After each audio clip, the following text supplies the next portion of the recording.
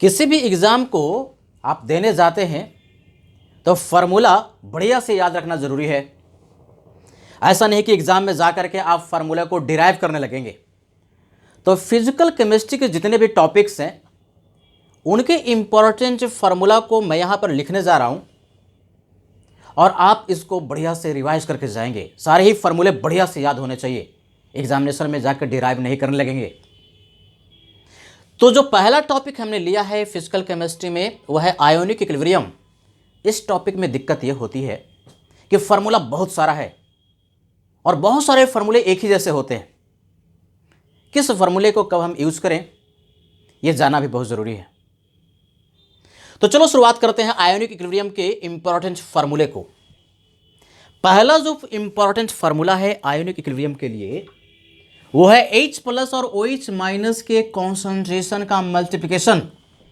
ये ionic product of water के बराबर होता है। KW को कहते हैं आयोनिक प्रोडक्ट ऑफ वाटर और इसका वैल्यू 10⁻⁻14 के बराबर होता है। ये 25 डिग्री सेल्सियस पर होता है। अगर क्वेश्चन में टेम्परेचर मेंशन नहीं भी हो तो भी मानेंगे कि जो टेम्परेचर है 25 डिग्री सेल्सियस है और उस केस में आयोनिक प्रोडक्ट ऑफ वाटर जो कि H+ और OH- के कॉन्सेंट्रेशन के मल्टीप्लिकेशन के बराबर होता है वो 10⁻⁻14 के बराबर होता है, KW के बराबर। ध्यान रहे टेम्परेचर बढ़ाने पर ये जो KW का वैल्यू है आयोनिक प्रोडक्ट ऑफ वाटर का जो वैल्यू है वो बढ़ता है, टेम्परेचर घटाने पर घटता है। इसमें एक और इंपॉर्टेंट फार्मूला है आयोनिक इक्विलिब्रियम का जो कि हर जगह यूज होता है, वो है पीएच वैल्यू। पीएच का फार्मूला होता है -log कॉन्सेंट्रेशन ऑफ H+। तो जैसे पीएच का फार्मूला होता है उसी तरह से पीओएच का भी फार्मूला होता है, P value of OH concentration. ये होता है -log कॉन्सेंट्रेशन ऑफ OH-। तो उसी तरह से हम लोग pKa लिख सकते हैं, pKw लिख सकते हैं और pK का मतलब होगा -log K, pKw का वैल्यू होगा -log KW। तो pH और pOH को जब हम जोड़ते हैं तो ये pKw के बराबर होता है और pKw का जो वैल्यू होता है 14 के बराबर। यानी pH और pOH का summation pKw that is equal to 14। ये बढ़िया से याद कर लेना है। जब आप सॉल्व करते हैं क्वेश्चन को और वहां पर अगर बेस था और बेस से करस्पॉन्डिंग आपने OH- का कॉन्सेंट्रेशन निकाल करके pOH का वैल्यू कैलकुलेट किया, लेकिन क्वेश्चन में pH पूछता है तो आपको पता होना चाहिए pH और pOH का जो समेशन होता है 14 के बराबर, pKw के बराबर। तो अगर pH आपको मिला हुआ है तो pH का वैल्यू हम कैलकुलेट कर सकते हैं 14 एंड -pOH। अगला है pH of mixture of a strong acid and strong base. बहुत तरह का मिक्सचर पॉसिबल है और उन मिक्सचर के करस्पॉन्डिंग pH का वैल्यू हम कैसे कैलकुलेट करें तो उनका इंपॉर्टेंट फार्मूला क्या होगा। तो अगर एक मिक्सचर है जिसमें कि स्ट्रॉन्ग एसिड और स्ट्रॉन्ग बेस पड़ा हुआ है, एक से ज्यादा स्ट्रॉन्ग एसिड है, एक से ज्यादा स्ट्रॉन्ग बेस है, क्या करेंगे ऐसे केस में? तो एसिड का जितने भी एसिड्स हैं सबका इक्विवेलेंट निकाल करके और उसको जोड़ दीजिए। बेस का भी सारा इक्विवेलेंट निकाल करके जितने भी बेस है सबका इक्विवेलेंट को जोड़ दो और डिफरेंस लो। और यदि equivalent of acid equivalent of base से ज्यादा आ रहा है तो सॉल्यूशन एसिडिक होगा और वहां पर आपके पास H+ का कॉन्सेंट्रेशन इस तरह से मिलेगा, equivalent of acid minus equivalent of base and divide by volume in litre. Volume किसका किसका लेंगे? जितना भी आपने सॉल्यूशन बनाया है उसके लिए जो वॉल्यूम इस्तेमाल किया है। अगर एसिड का वॉल्यूम V1 है, बेस का वॉल्यूम V2 है तो टोटल वॉल्यूम होगा V1 + V2। ध्यान रहे अगर इक्विवेलेंट लिख रहे हो तो वॉल्यूम लीटर में होना चाहिए और यदि यही मिली इक्विवेलेंट लिख रहे हो तो नीचे में वॉल्यूम जो होना चाहिए टोटल वो ml में यानी मिलीलीटर में होना चाहिए। लेकिन अगर इक्विवेलेंट बेस का एसिड के इक्विवेलेंट से ज्यादा आ रहा है तो सॉल्यूशन बेसिक होगा और वहां पर कॉन्सेंट्रेशन OH- का मिलेगा। क्या करेंगे? इक्विवेलेंट जो बेस का है उसमें से इक्विवेलेंट एसिड का घटा दो और टोटल वॉल्यूम से डिवाइड कर दो तो आपके पास OH- का कॉन्सेंट्रेशन मिल जाएगा। मतलब एसिड का इक्विवेलेंट ज़्यादा तो H+ मिलेगा, बेस का इक्विवेलेंट ज़्यादा तो OH- का कॉन्सेंट्रेशन मिलेगा। H+ मिल गया तो pH का वैल्यू मिल जाएगा। OH माइनस मिल गया तो POH का वैल्यू मिल जाएगा, और POH का वैल्यू मिल गया तो पीएच के लिए इस फॉर्मूले को हम यूज कर लेंगे, pH N plus pOH is equal to 14।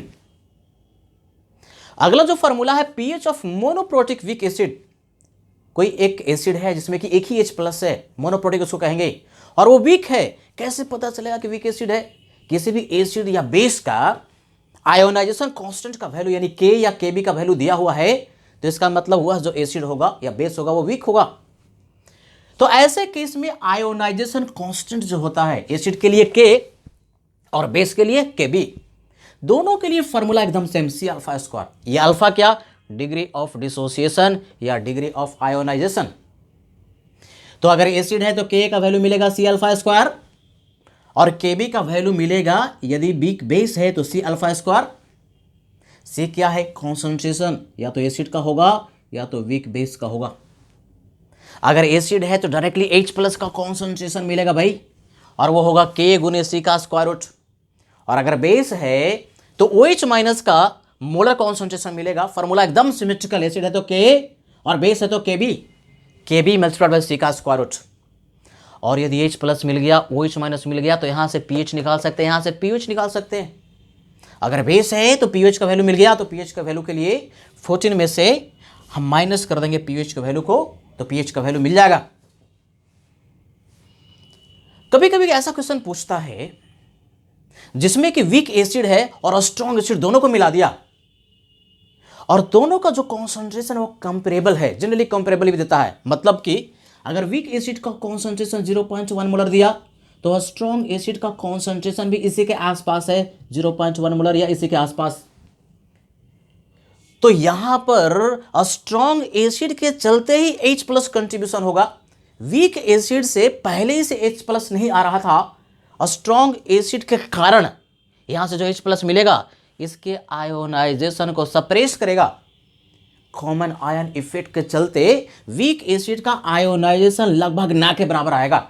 इसका मतलब यह हुआ कि जो भी H प्लस का कॉन्सेंट्रेशन मिलने वाला है वो स्ट्रॉन्ग एसिड से मिलेगा। फॉर एग्जाम्पल जैसे 0.1 मोलर HCl लिया और 0.1 मोलर एसिटिक एसिड लिया, कौन स्ट्रॉन्ग है कौन वीक है कैसे पता चलेगा? एक तो जानकारी कि HCl स्ट्रॉन्ग होता है और एसिटिक एसिड वीक होता है, और दूसरी बात जिस एसिड और बेस का K का वैल्यू दिया है, इसका K का वैल्यू दिया हुआ रहेगा से 10⁻⁵, तो एसिटिक एसिड वीक हो गया और जो HCl वो स्ट्रॉन्ग हो गया। तो जो भी H प्लस का कंट्रीब्यूशन आने वाला है वो स्ट्रॉन्ग एसिड से ही आएगा, यानी यहां से H प्लस का जो कॉन्सेंट्रेशन मिलेगा HCl के चलते 0.1 मोलर, तो H प्लस आ गया तो pH के लिए फॉर्मूला लिख सकते हैं माइनस लॉग H प्लस, यानी इस केस में minus log 10⁻⁻1 that is pH का वैल्यू 1 के बराबर होगा।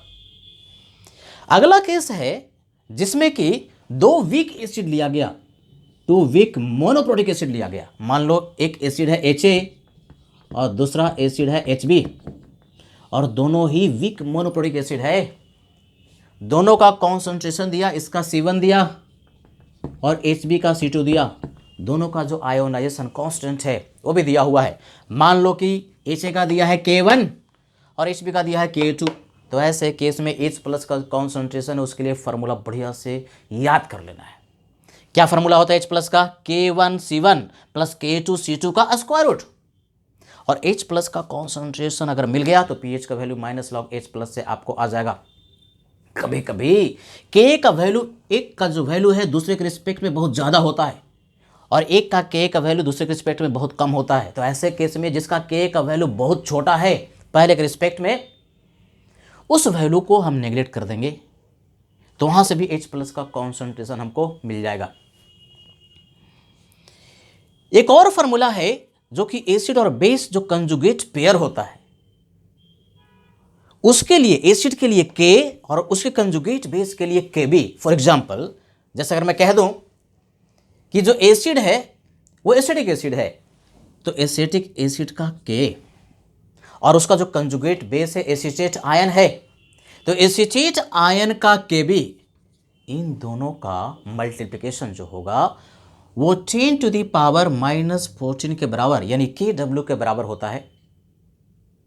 तो कभी कभी क्वेश्चन में ना हमें निकालना था pH का वैल्यू वीक एसिड के लिए, लेकिन उसके कंजुगेट का Kb का वैल्यू दिया हुआ था, तो अगर Kb का वैल्यू दिया था तो यहाँ से K का वैल्यू हम कैलकुलेट कर सकते हैं और H प्लस का कॉन्सेंट्रेशन K गुने C के स्क्वायर रूट के बराबर कर देंगे तो हमारे पास आंसर आ जाएगा। तो जैसे pH plus pH pKw Fortune के बराबर होता है, उसी तरह से कंजुगेट एसिड बेस पेयर के लिए pK और pKb का summation pKw that is equal to fourteen के बराबर होता है।